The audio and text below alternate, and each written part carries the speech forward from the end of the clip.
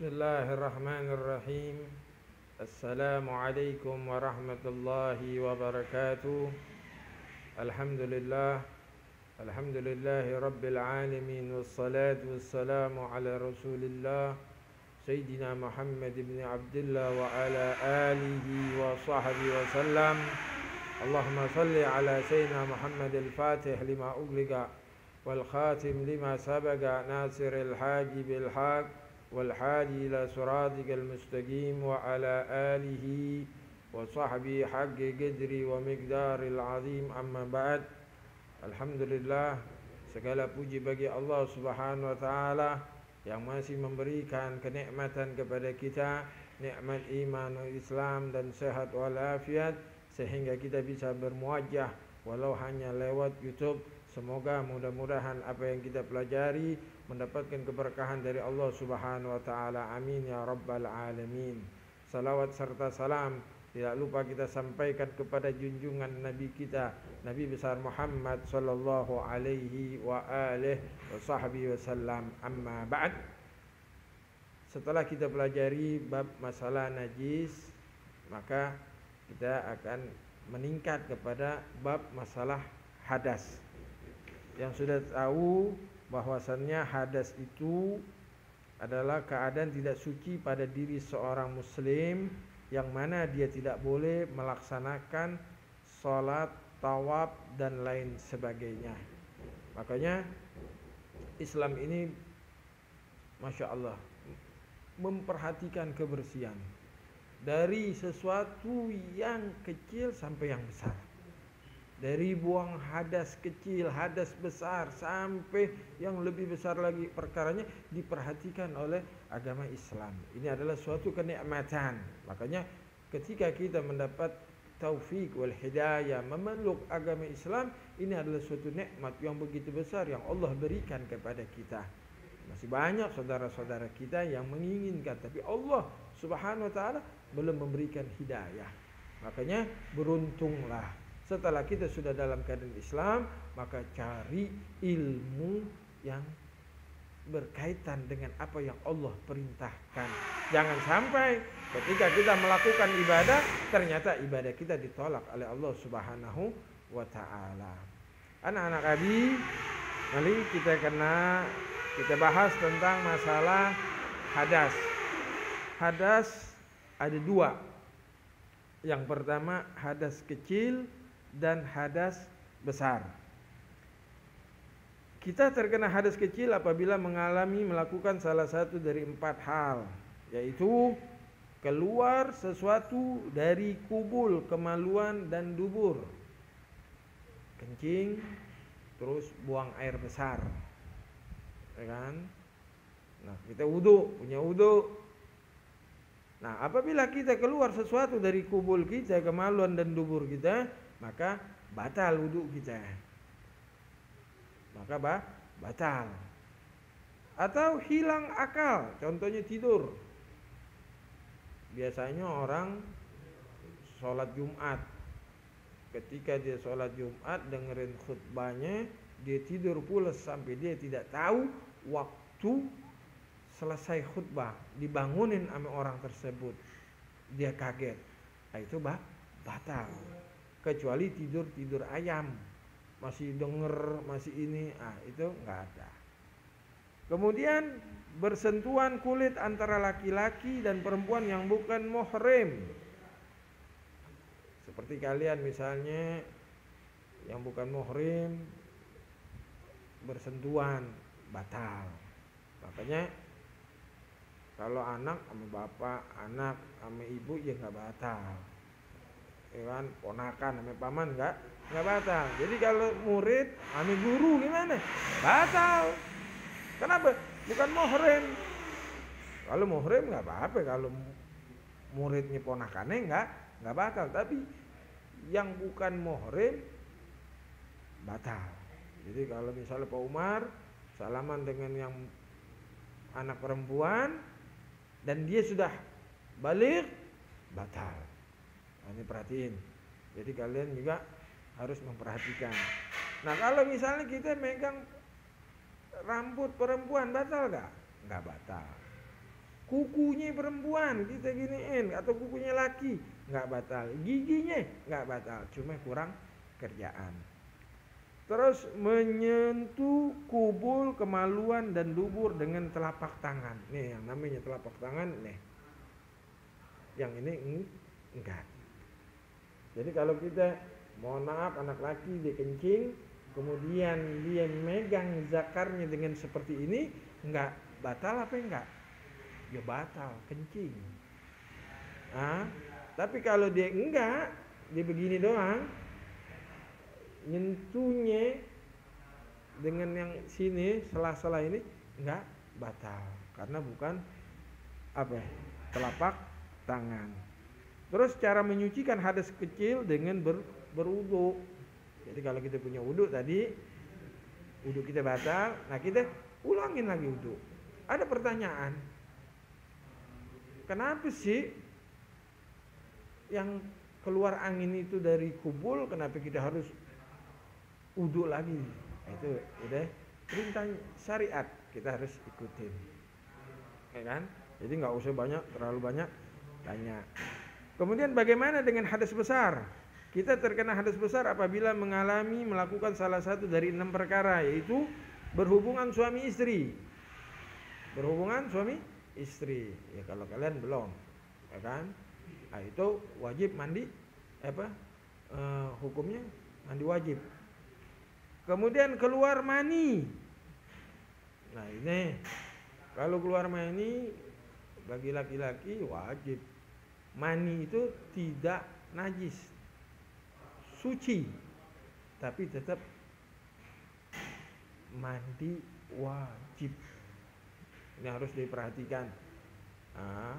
Jadi kalian yang kelas 7 ini harus perhatikan ciri-cirinya. Dari mani itu adalah satu cairan yang putih, yang mana cairan tersebut itu baunya nggak enak, amis, dan dia apabila keluarnya dengan kenikmatan, itu adalah air mani. Jadi perhatikan ketika kalian nanti bangun tidur ngelihat, maaf, di celana kalian ada ini, berarti ada bercak-bercak, itu berarti kalian sudah mandi wajib mandi wajib. Kenapa? Karena banyak orang yang tidak melakukan itu, dia nggak tahu. Mohon maaf, banyak dari orang-orang yang habis melakukan hubungan badan, dia tidak mandi wajib. Dia katakan, ya udah ini mandi aja. La ilaha illallah. Yang penting ini mandi, bersihin, udah selesai. Maka ibadahnya semuanya ditolak oleh Allah Subhanahu wa taala. Yang ketiga, head buat perempuan. Nah, ini perhatikan lagi buat perempuan. Ini penting. Seandainya zuhur jam 12 sudah masuk waktu, terus yang perempuan bilang ntar aja sholatnya, ntar jam 1. Setelah jam 1 dia melihat, dia mau wudu, ketika dia lihat keluar darah, berarti kan nggak sholat. Padahal dia sudah wajib. Kenapa? Sudah masuk waktunya. Maka nanti setelah bersih, dia wajib mengqadha sholat tersebut. Kenapa? Udah waktunya entar-entarin. Terus sucinya jam 3, asar jam 3. Sebelum jam 3 kurang 5 menit sudah suci, sudah bersih. Entar lagi dia mandi, tahu-tahu waktu asar udah masuk, lewat. Maka sholat zuhurnya harus diganti lagi. Nah, ini banyak yang tidak mengetahui. Banyak yang entar aja lah, udah bersih nanti aja lah. Maka sholatnya wajib diqadha. Kemudian melahirkan, nifas dan meninggal dunia. Terus bagaimana cara thaharah, yaitu mandi wajib? Di sini dikatakan cara mandi wajib itu pertama niat, ya kan? Innamal a'malu binniyat wa innamal likulli imri'in ma nawah. segala sesuatu itu tergantung ame niat. Kalau kagak, ya nggak sah. Apa niatnya? Pertama, nawaitul ghusla li rafil hadatsil akbar fardhan lillahi ta'ala. Saya niat mandi wajib menghilangkan hadas besar karena Allah Ta'ala. Jadi ketika air itu jatuh, maka kita niat dalam hati kita. Karena niat adanya al-qalb, di hati. Kalau kita cuma mengucapkan nawaitu sauma ghadin, nawaitu ghusla, itu adalah talaffuz sunnah, tapi mahalun niat al-qalbu, tempatnya niat semuanya ada di hati. Kalau kita enggak sah ibadah kita. Kemudian yang kedua, menghilangkan najis apabila terdapat di badannya seperti bekas tetesan darah. Ini bersihin dulu. Kita bersihin semuanya, udah bersih, ya kan? Nah, setelah itu baru kita mandi, niat. Bukan niatnya, ada pertanyaan waktu itu, niat mandi wajib itu sebelum masuk kamar mandi. La ilaha illallah.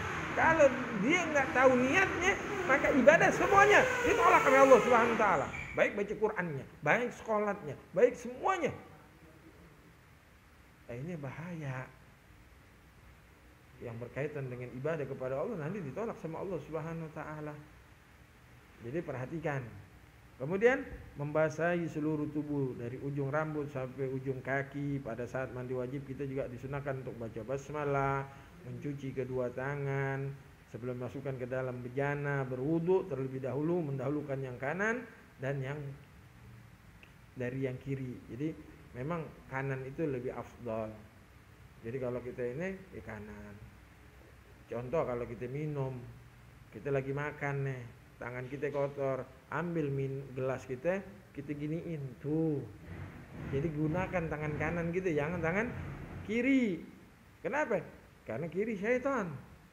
Syaitan ya'kul wa yashrab. Setan makan, minum dengan tangan kiri. Hati-hati. Kemudian yang kedua, wudu adalah cara bersuci untuk menghilangkan hadas kecil. Adapun tata cara wudu adalah sebagai berikut. Nawaitul wudu'a li rafil hadatsil asghar fardhan lillahi ta'ala. Niat dalam hati. Nah, niat wudu ini ketika kita membasuh muka. Perhatikan. Pak Umar lihat kan? Jadi ketika ini kita lihat jatuh nih air, nawaitul wudu'a li rafil hadatsil asghar. Bukan begini. Tapi kena semuanya. Di muka, bukan di tangan. Nawaitul wudu'a li rabb. La, enggak. Kemudian disunahkan mencuci kedua telapak tangan berkumur-kumur dan membersihkan lubang hidung. Tangan bersihin kumur-kumur, terus bersihkan lubang hidung. Membasuh muka. Nah, pas basuh muka niat langsung. Dan ini namanya muka, ini tuh wajah. Terus disunahkan membasuh telinga, membasuh kedua tangan sampai sikut. Habis muka, tangan sampai sikut. Nah, ini yang namanya sikut. Perhatikan, ini namanya sikut di sini. Tapi ulama menganjurkan dilebihin sedikit, karena nanti Nabi SAW akan mengenal kita dengan kita melebihi air wudhu kita itu. Ghuran muhajjilin. Jadi kita nggak perlu bilang ya Nabi Muhammad sini umatmu, nggak perlu, karena Nabi sudah tahu, oh ini umat saya yang wudu. Jadi terus mengusap kepala. Al-Imam Syafi'i hanya cuma seperti ini. Tapi kalau kita mau afdal seperti ini, balikin. Tapi kalau yang botak ya sekali aja udah. Terus disunahkan membasuh telinga. Nah, telinga perhatiin begini bukan? Lah. Terus membasuh kaki sampai mata kaki. Hati-hati, wailul lil agabin. Celaka orang-orang yang basuh kaki tapi tumitnya nggak dibasuh. Nah, ini perhatikan. Jadi nggak usah buru rapi, disela-selain kaki ini rapi. Islam mengajarkan sesuatu yang rapi, yang benar. Kalau kita ikutin, insya Allah kita benar. Tapi kalau kita sembarangan, ya berabe nantinya. Kemudian setelah itu tertib dilakukan secara berurut, berdoa setelah wudu. Nah, pakai doa.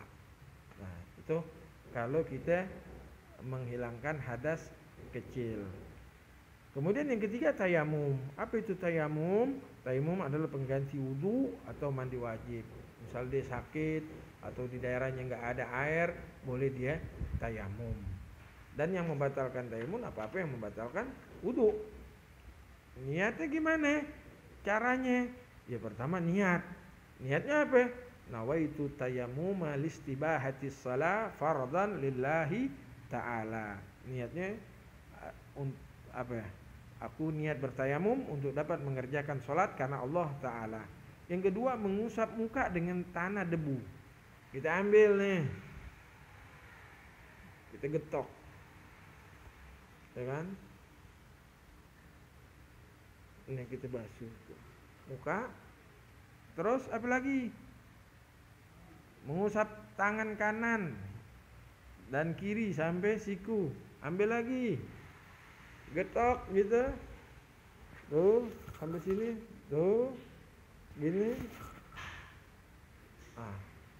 selesai. Nggak perlu misalnya nggak ada air, cuma mandi guling-guling, lah nggak perlu. Jelas tidak perlu. Itu pernah terjadi di zaman Nabi, ada orang nggak ada air, dia lagi sakit gimana, dia bilang itu harus mandi wajib, diguling-guling, akhirnya meninggal. Maka Nabi marah. Nah, kenapa? Karena tidak ada ilmu. Makanya oleh karena itu kita cari ilmu agama. Ya, apa sih? Biar kita tahu agama ini meringankan, bukan menyusahkan. Agama ini mengenakan. Allah ini tidak pernah menyusahkan umatnya. Hamba-hambanya nggak pernah disusahi. Nah, oleh karena itu mari yuk kita perdalam ilmu agama kita. Nggak cukup hanya di sekolah, hadir di majelis-majelis taklim, hadir di pengajian-pengajian di dekat rumah-rumah kalian. Ambil ilmu, wa kun mustafidan kulla yaumin ziyadah. Ambil setiap hari itu ilmu. Jadi setiap apa yang kita lakukan bermakna. Setiap yang kita kerjakan ada ganjaran dari Allah Subhanahu wa taala. Hikmah dari tahara tersebut adalah orang yang hidup bersih akan terhindar dari segala macam penyakit. Ya kalau orang yang bersih, penyakit nggak ada. An-nadzafatu minal iman. Kebersihan itu dari sebagian daripada iman. Rasul sallallahu alaihi wasallam bersabda bahwa orang yang selalu menjaga wudu akan bersinar wajahnya, kelak akan dibangkitkan dari kuburnya. Nah, kalau kita menjaga wudu, kita jaga wudu kita. Nah, ini nanti namanya apa? Orang yang selalu menjaga wudu ini, masya Allah, batal di wudu, tapi berat. Ada yang katakan kalau kita mau mendapatkan ilmu laduni, yaitu ilmu yang tanpa kita pelajarin, dapat ilmunya apa? Yaitu ketika kita megang wudu, batal, wudu lagi, batal, wudu lagi, segera. Nah, cuma ya mendapatkan suatu magom yang begitu besar tidak mudah, harus ada perjuangan. Kemudian dapat dijadikan sarana untuk lebih mendekatkan diri kepada Allah. Rasul menegaskan bahwa kebersihan itu sebagian dari iman, dan ada yang ungkap bijak pula mengatakan kebersihan pangkal kesehatan. Nah, kita mau beribadah sama Allah Subhanahu wa taala di dalam keadaan bersih, dalam keadaan yang bagus. Kita masa beribadah kepada Allah Subhanahu wa taala dengan baju yang compang-camping, dengan ini dan lain sebagainya. Kita menghadap Rabbul Jalil, kita menghadap kepada Allah Subhanahu wa taala, kita menghadap Allah yang telah memberikan kita rizki, memberikan kita segala kenikmatan. Kenapa kita menghadapnya seenaknya saja? Kita beribadah yang bagus. Kemudian kebersihan akan membuat kita menjalani hidup dengan lebih nyaman. Ya Allah, kalau semuanya bersih enak, terutama bersih hati kita, nggak ada rasa dengki, nggak ada rasa sombong sama orang. Ya Allah, apa yang kita mau sombongin? Apa? Nggak ada. Ilmu yang kita miliki cuma titipan, kekayaan yang kita punya titipan. Terus apaan yang kita mau sombongin? Kegantengan titipan, semuanya titipan. Jadi ya ikhwan, kalau kalian merasa sombong, ya Allah, ya Allah, yang pantas sombong cuma Allah. Al-mutakabbir huwa Allah. Yang pantas sombong cuma Allah. Kita nggak bisa. Kita dikasih sakit sedikit aja, kita udah ngeluh sama Allah, kita sudah berdoa sama Allah, minta apa semuanya. Nah, oleh karena itu yuk bersihkan zahir kita, bersihkan batin kita. Jadi kita nanti menghadap kepada Allah yang dikatakan yauma la yanfa'u malun wala banun illa man atallaha biqalbin salim. Semoga mudah-mudahan ilmu yang diberikan ini manfaat buat kalian semuanya, walaupun singkat pertanyaannya. Tolong kalian tulis sebab-sebab yang membatalkan wudu, sebab-sebab yang yang membatalkan wudu kalian tulis. Setelah itu yang menyebabkan mandi wajib apa aja, itu aja kalian tulis. Tapi kalian harus lihat pengertian penjelasan dari Pak Umar ini. Mudah-mudahan Allah Subhanahu wa taala memberikan keberkahan kepada kita semuanya, dan mudah-mudahan wabah penyakit corona ini yang sekarang ini malah tambah dahsyat, mudah-mudahan dilindungi keluarga kita, bapak kita, umi kita, dan semuanya kaum muslimin, dan mudah-mudahan bangsa Indonesia dijaga dari segala mara bahaya. Allahumma ya man wafaqa ahlal khair lil khair wa annahum alaihi wa fiqna Allahumma lil khair wa a'inna alaihi ya arhamar rahimin ya arhamar rahimin ya arhamar rahimin. Wa sallallahu alaihi wasallam Muhammadin nabiyil ummi wa ala alihi wa sahbihi wa alhamdulillahi rabbil alamin. Wa la minkum wassalamu alaikum warahmatullahi wabarakatuh.